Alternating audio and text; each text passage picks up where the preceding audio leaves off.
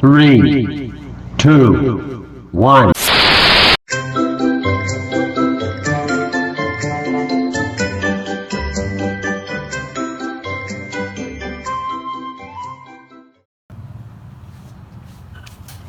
Welcome ulit sa ating mga pagtuturo sa ating Kings Ka TV YouTube channel. At ito na naman ang aking gagawin ay magawa ako ng punda. So para sa mga hindi pa marunong magawa ng punda, ito na yung isa sa mga paraan natin ng paggawa ng punda. So ito may dugtong lang ito kaya kumbaga dudugtungin ko muna para mabuo natin yung punda. Pero alisin na lang wag na lang yan. Ito na lang tayo sa may yung ganitong klaseng punda ang gagawin natin. Yan. Ang sukat nito ay, yung lapad nito ay, yung lapad niya ay 19 inches by 33 inches and a half yung haba. So ngayon, ito may lapto siya. May parang ganyan siya Yung ganyan yung itsura niya kasi para pagbaliktad natin ay nasa ilalim ito at ito yung style ng nagpapagawa sa akin. Ito yung gusto niya. Mayaman din. Iba talaga pag mga mayaman may style yung kanilang mga punda para yung kanilang unan ay nasa loob talaga, matatabunan, di makikita. Kaya ayan. Ganito yung style niya para pagbaliktad natin, ang itsura ay ganito. Ito, meron na akong yari dito At ito yung yari na. Pakita ko rin yung nayari na. Ito yung nayari na. Yan pag binaliktad mo na, ayan, ito.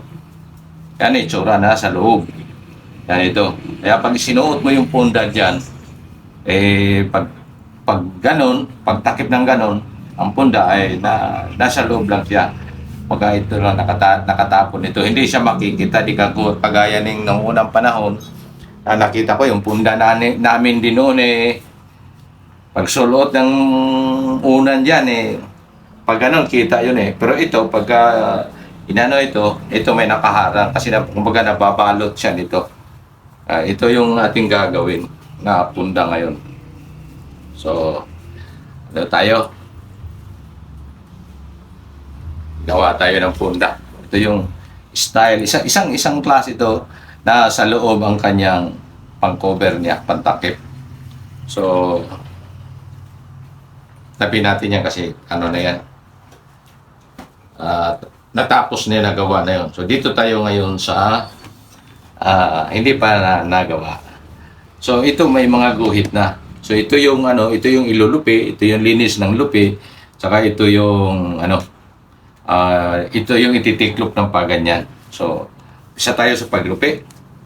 Ako lagi akong mayroong magnet guide, kasi katulad yan Ayan yung lupi niya. Ko na lang yan. Sundan ko na lang yan kasya. Yan ganyan. Susubo ko diyan, meron akong magnet guide. Maintain yung lapad niya. Permanente. Tulad ng ganyan, Kita ko na yung, ang guhit. Yan. Sundan ko na lang yan. Ang guhit na yan. Yan. Yan. Naging nasa gilid niya. Yan. Yan. Yan siya.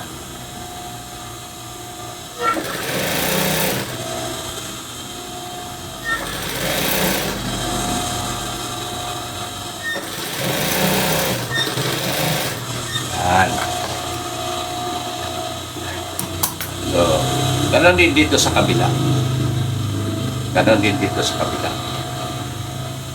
Lupian din natin yung kabilang dulo. Dahil may guhit na yan, yan ay yung susundan natin para yung ating sukat ay sakto. 33 and a half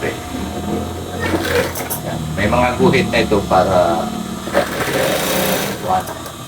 yung sukat natin ito.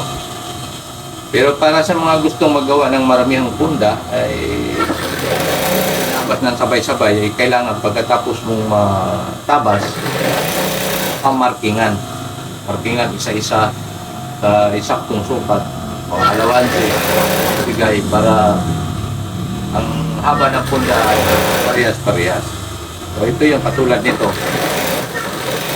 Natabas ko na at lahat ng allowance ito ay parehas-parehas kasi may ginuhitan ko. Kumbaga, yan ang marking kung tawagin.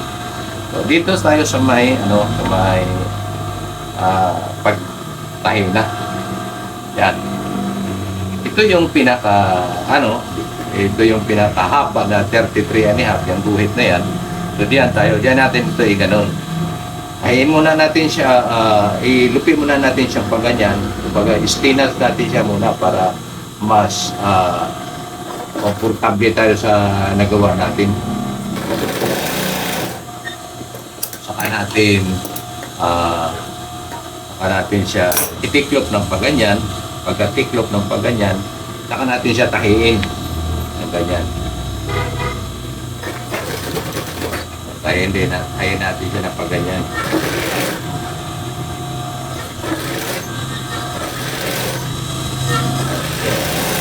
Diyan sa may atrasan lang para matibay naman yung kasi para pag ganon matibay siya kasusuhot kailangan may atras dito para hindi basta-basta magputol kaagad yung sinulid dito para hindi basta-basta masira yung dyan. Kasi lagi itong nababa natin kasi papasok yung punda. So ganito tayo. Allowance ko nito ay 1/4 lang para hindi siya makapal. 1/4 lang. Kaya nilalagyan ko magnet guide dahil permanente yan. Walang labis, walang kulang. Eksakto lang yan. Laging 1/4 yan hanggang dulo. Dahil may magnet guide ako. Kaya pagka gusto rin yung manahe ng ganito po, may magnet guide. Bumili lang kayo sa Shopee, madami dyan. Shopee, magnet guide. Para pag nananahe tayo, hindi tayo mahirapan. Ayan mo, 33 and a half yan, may guhit ako. Sakto siya. Sakto siya sa guhit natin at 33 and a half. Puto lang ang sinulid natin, kaya natin ulit. Yan.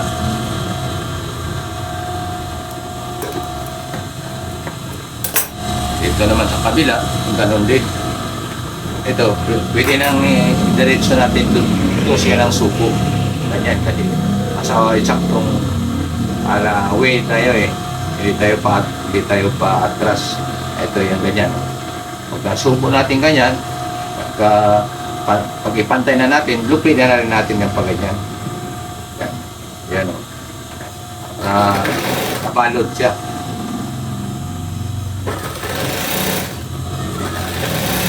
Pag nabalik ka dyan, ilalim agad yan dyan. Ito, yan. Para matibay siya. Pag suot na siya ng suot ng punta, hindi siya basta-basta napupunit. Hindi siya basta-basta napupunit pagka lagi yan pagka yan ay naatkasan. Matibay ang ating punda.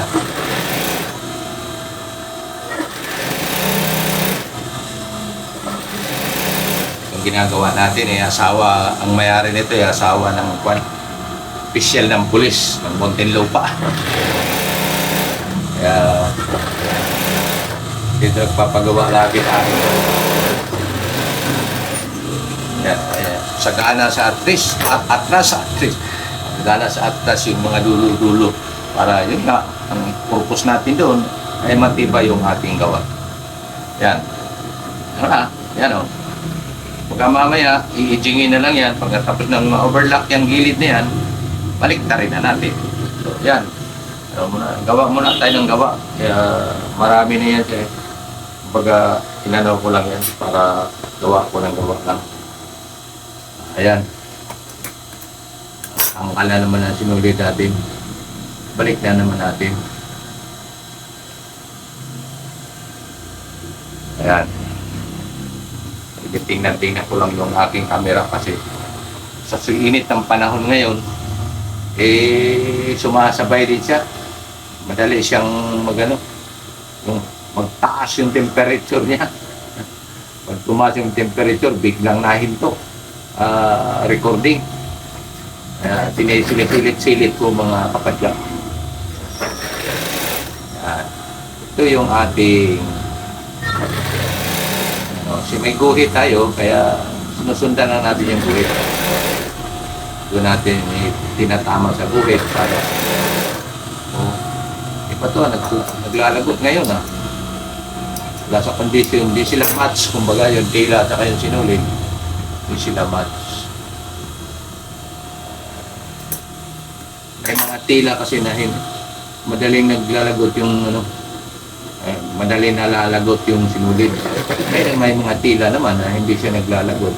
Sinulid ko isang Astra lang, hindi kaya MH lang, ganun lang. Hindi ako nagamit ng mga hindi gaano yung matibay, mga matitibay na mga sinulid, mga dandi, mga ganyan.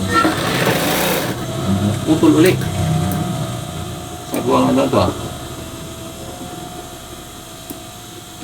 panay dugtong tayo nito pagka ganyan, makaabala sa pananaik. Panay halip na karating na tayo sa dulo, hindi pa, gawa ng patid. May sinulid nga madaling mapatid. Pero maganda naman itong sinulid na to, MH naman to.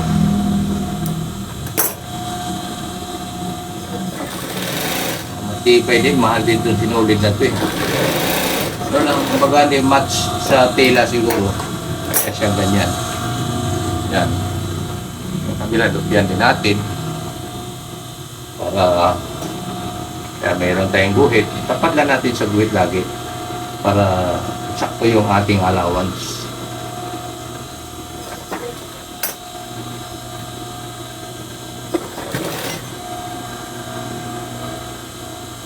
Yan.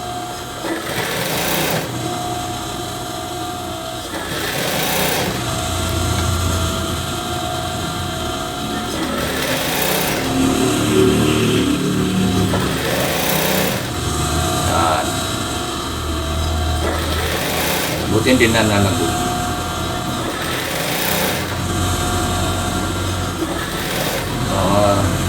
May tupak lang yung makina. Makina tinatupak Saan sa wala sa condition. Ayun. Yung ating lupin ito, yung ating buwan. Yung ating guhit. Ayan. Ano lang natin. Kung saan yung guhit natin, tulad ng tinuturo ko, ganyan. Para, ganyan tayo. 1/4, lagay lang natin sa dikit yung yung magnet guide para saktuhan. Tapos dupin pa natin pa ganyan. So, pasadahan natin ang sabay-sabay. Yan.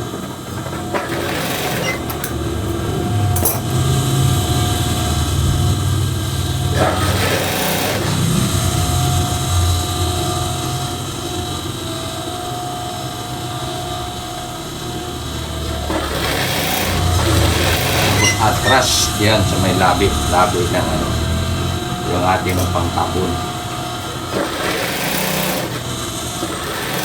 na matibay at hindi siya basta-basta mapuputol dahil nakaduble yan dahil atras ka yun sa may suot tuwing maglaba siyempre tanggalin, nababanat para matibay siya yun, ina-atras na natin parating kalimutan. Pati naman dito sa dulo, atin din itong atin. Kasi yan ang pampatibay ng ating mga gawa. Yan. Kalimutan kasi marami kasing ibang gumagawa na pinaglayan na atras yan dyan, nagtitipid yan. Ewan ko, anong tinitipid? Kuryente o... Tuloy natin itong ating paggawa. Sa tayo ulit.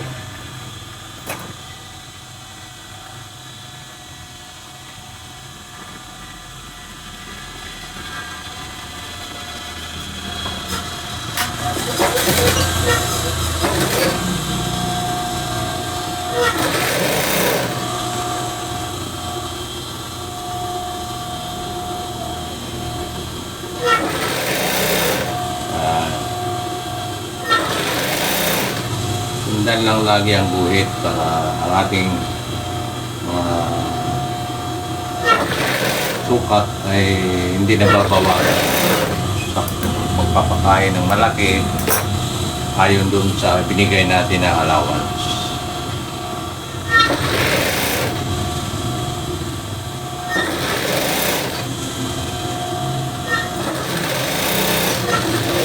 At ang itinuturo ko dito kung ano lang naman, paano tayo maggawa ng punda, style ng punda. Kasi maraming style ng paggawa ng punda. Ito isa sa mga paraan ito. Isa sa mga estilo itong paggawa ng punda. May mga punda na may mga bulaklak, may mga siring-siring sa gilid. Pero ito, wala itong siring-siring. Mga plain lang ito. Simple lang ito. Pero meron siyang takip-takip. Cover-cover.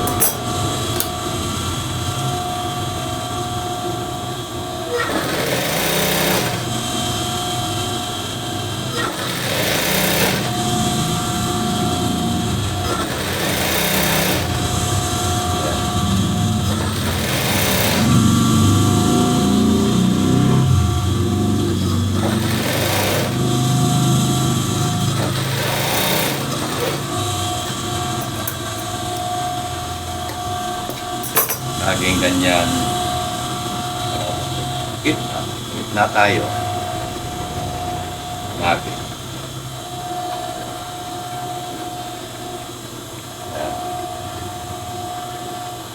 Lagi sa gitna.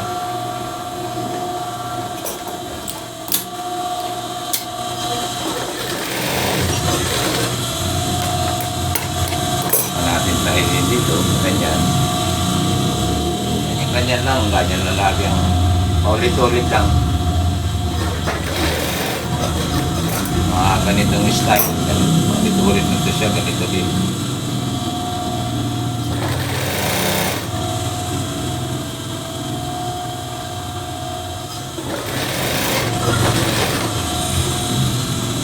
Inaatrasan natin parati dyan sa may bandang lapit.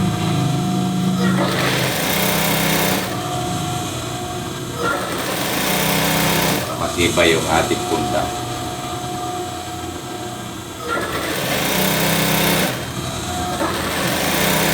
Tapos yung atin palang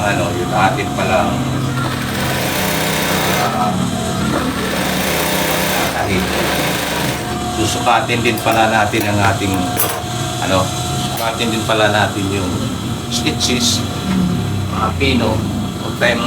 Katulad nito, isang pulgada ay isa, dalawa, tatlo, apat, lima, anim, ito, siyam. Ito, 9 stitches lang to.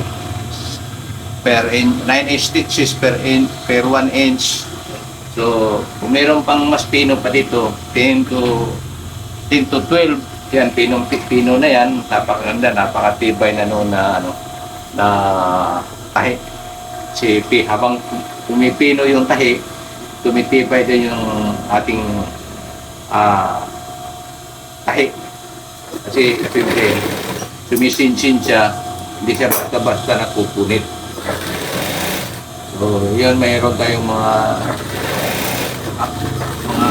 standard na standard ng layo ng ating pagtahi.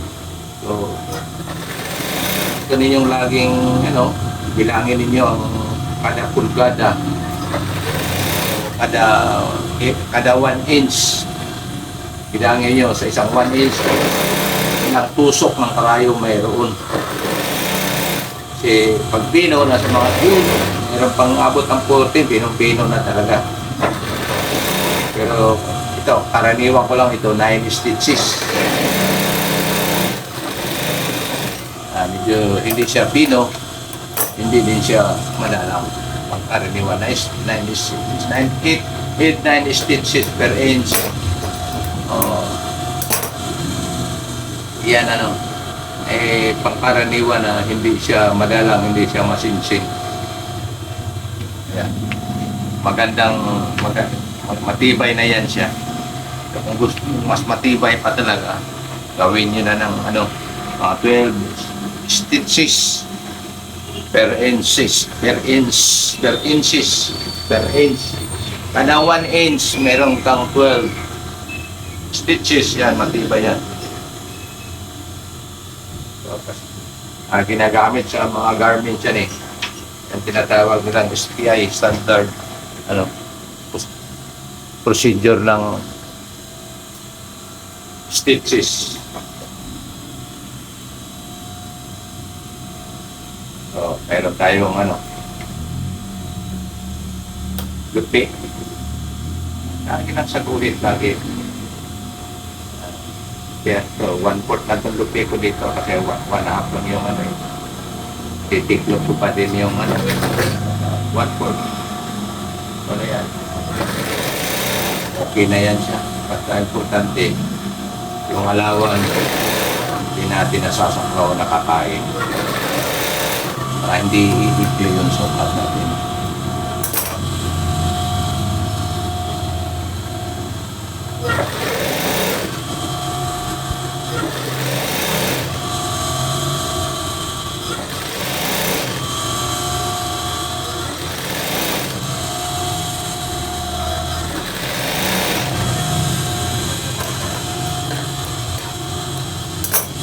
Sa kabila, meron din ito sa kabila.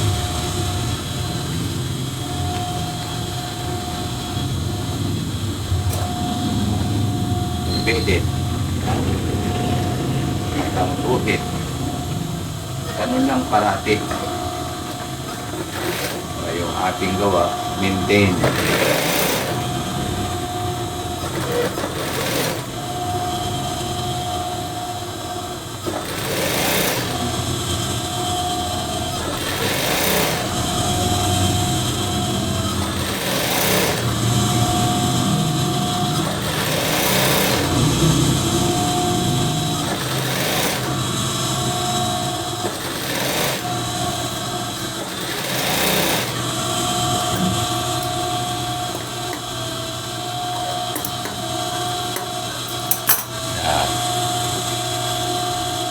Ito naman eh.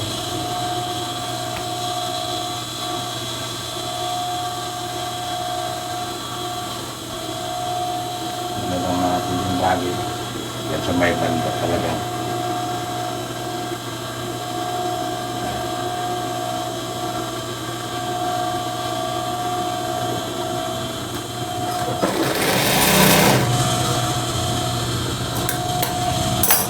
Yan lang magsimulang bakit.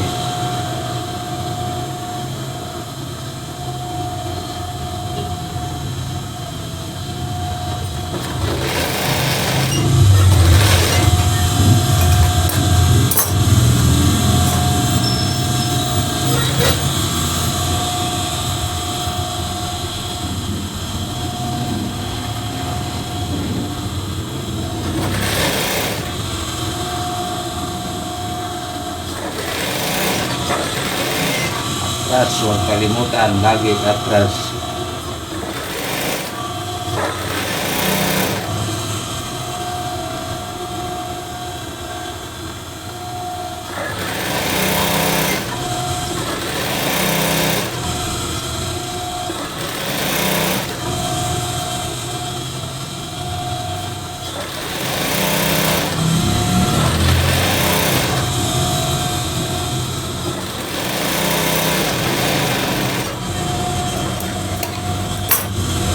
Ito ating ganito lang.